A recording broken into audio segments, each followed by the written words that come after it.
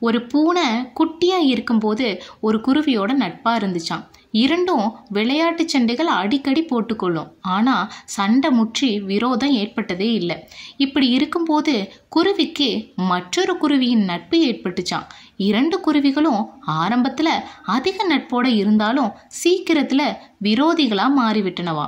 இரண்டும் அடிக்கடி சண்டை போடும். ஒரு நாள் பழைய குருவி சண்டையிட்டு அடிபட்டு பூனையிடம் வந்து முறையிட்டுச்சான்.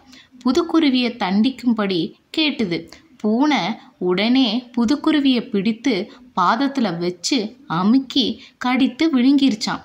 விழுங்கியதும் குருவியின் ருசி மிகவும் நன்றாக இருப்பதாய் தோன்றியது. அடடா, இந்த குருவி இவ்வளவு ருசியாக இருக்கும் என்று இதுவரை தெரியாமல் போய்விட்டதே என்று நினைத்ததுதான் தாமதம். உடனே பழைய குருவியையும் பிடித்து விழுங்கியது.